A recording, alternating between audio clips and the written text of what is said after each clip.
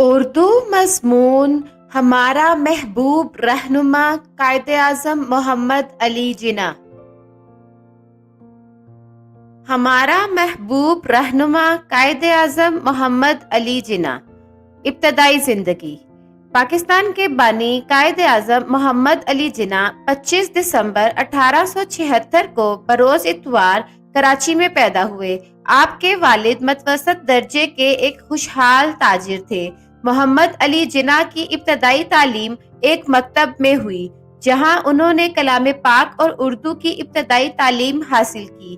مزید تعلیم کی غرض سے انہیں بمبئی بھیج دیا گیا، لیکن تھوڑے ہی عرصے میں انہیں واپس بلا لیا گیا. بات یہ تھی کہ والدین کو اپنے بیٹے سے بے انتہا پیار تھا اور وہ اس کی جدائی کو برداشت نہ کر سکتے تھے. چنانچہ محمد علی جناح کو ایک ہائی اسکول میں داخل کرایا گیا اور یہاں سے انہوں نے میٹرک کیا. اعلیٰ تعلیم. اب ان کے والد کا ارادہ تھا کہ محمد علی ان کے ساتھ کاروبار میں شریک ہوں اور ان کا ہاتھ بٹائے، لیکن بچہ غیر معمولی طور پر ذہین تھا اور ایک انگریز دوست کے مشورہ پر والد نے دل پر پتھر رکھ کر اپنے بیٹے کو مزید تعلیم کے لیے اپنے سے جدا کر دیا اور محمد علی بیرسٹری کی تعلیم کے لیے انگلستان چلے گئے. اس وقت ہونہار طالب علم کی عمر 16 برس تھی. انگلستان میں قیام. انگلستان کے قیام کے دوران محمد علی نے دوسرے طالب علموں کے برعکس روش اختیار کی. وہ بے حد محنتی تھے اور سستی تفریحوں سے کنارہ کش ہو کر پوری توجہ تعلیم پر دیتے تھے. انہوں نے بیرسٹری کا امتحان نمایاں کامیابی سے پاس کیا اور 1892 میں واپس بمبئی لوٹے. انگلستان میں قیام کا عرصہ محمد علی جناح کے سیاسی شعور کا زمانہ تھا. وہاں رہ کر انہوں نے انگریزوں کو قریب سے اچھی طرح جانچا پرکھا اور ہندوستانیوں کے بارے میں انگریزوں کا جو طرز عمل تھا اس کا بغور مطالعہ کیا. وکالت کا آغاز. 1897 میں انہوں نے ممبئی میں وکالت شروع کی. یہ وہ زمانہ تھا جب گھر کی ذمہ داریوں کا بار بھی ان کے کندھوں پر آن پڑا تھا اور حالات سازگار نہیں تھے. چند سال پریکٹس کرنے کے بعد ایک پریزیڈنسی مجسٹریٹ کی جگہ خالی ہوئی تو آپ کو وہاں مقرر کر دیا گیا، لیکن زیادہ عرصہ تک آپ نے ملازمت کی پابندیوں کو برداشت نہ کیا. حقیقت یہ تھی کہ ان کی آزاد طبیعت اور ملازمت کا کوئی جوڑ نہیں تھا. ملازمت سے الگ ہو کر انہوں نے پھر پریکٹس شروع کر دی اور تھوڑے ہی عرصے میں وہ نام پیدا کیا کہ پرانے بیرسٹر بھی حیران رہ گئے. سیاسی دلچسپی. یہ انڈین نیشنل کانگریس کی سیاسی جدوجہد کے آغاز کا زمانہ تھا. محمد علی جناح نے سیاست میں دلچسپی لینا شروع کی اور کانگریس میں شمولیت اختیار کی. اس طرح آپ سیاست کے میدان میں اترے. ایک کامیاب بیرسٹر کی حیثیت سے ان کی شہرت پہلے ہی دور دور تک پھیلی ہوئی تھی. اب ان کی سیاسی بصیرت اور زور بیاں کا چرچا ہونے لگا. مسلم لیگ میں شمولیت. لارڈ کرزن نے جب بنگال کی تقسیم کا اعلان کیا تو اس وقت ہندوستانی مسلمانوں کو علیحدہ تنظیم کی ضرورت محسوس ہوئی. یہ تنظیم مسلم لیگ کے نام سے قائم ہوئی. محمد علی جناح اس وقت تک مسلمانوں کی علیحدہ سیاسی تنظیم کے قائل نہ تھے. وہ ایک قوم پرست مسلمان کی حیثیت سے تمام ہندوستانی مسلمانوں کی اجتماعی جدوجہد پر اصرار کرتے تھے.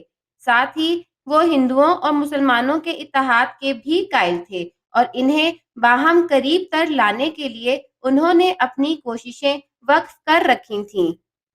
یہ انہی کی کوششوں کا نتیجہ تھا کہ 1915 اور 1916 میں انڈین نیشنل کانگریس اور آل انڈیا مسلم لیگ کے اجلاس ایک ہی وقت اور ایک ہی جگہ ہوئے اور سب انہیں نہرو مسلم اتحاد کا پیغامبر کہا کرتے تھے. لیکن یہ صورتحال زیادہ دیر تک قائم نہ رہ سکی. آخر آپ نے محسوس کیا کہ دونوں قوموں کا اتحاد مسلمانوں کے لیے نقصان دہ ہے. اتحاد کے لیے ہندو اکثریت اپنی تنگ نظری ترک کرنے کو تیار نہیں ہے. آخر وہ مسلم لیگ میں شامل ہو گئے. 14 نکاتی پروگرام. پہلی جنگ عظیم کے خاتمہ پر برطانوی حکومت نے ہندوستان کو چند آئینی مراعات دینے کا فیصلہ کیا. اس مقصد سے ایک کمیٹی بنائی گئی. اس کی سفارشات ہندوستان کے حق میں مفید نہ تھیں.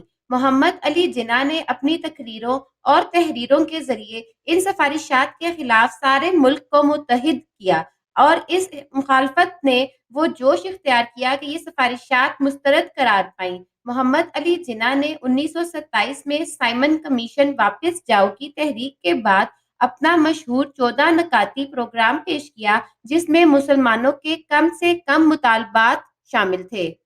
قیام پاکستان کا مطالبہ۔ اب وہ زمانہ آ گیا تھا جب کانگریس اور مسلم لیگ کے اختلافات خاصے بڑھ چکے تھے۔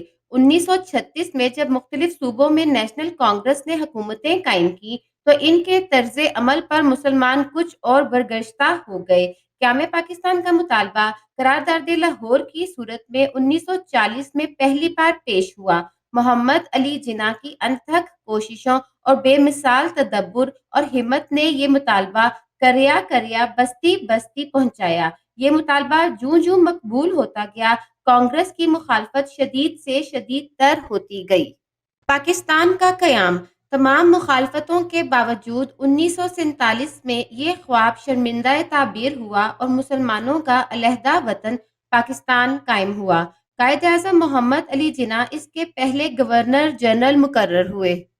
وفات۔ نئی مملکت کی شدید مشکلات کے موقع پر قائد اعظم ذرا بد دل نہ ہوئے۔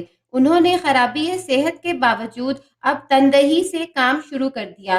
وہ اس عمر اور صحت میں بھی روزانہ 14 گھنٹے کام کرتے رہے۔ انہوں نے جس ملک کے قیام کے لیے اپنی زندگی وقف کی تھی، اس کی تعمیر کے لیے وہ سب کچھ کر گزرنے کو تیار تھے، لیکن 11 ستمبر 1948 کی وہ رات آ پہنچی جس نے ملت اسلامیہ کے اس محسن اور بانی پاکستان کو ہم سے ہمیشہ کے لیے چھین لیا۔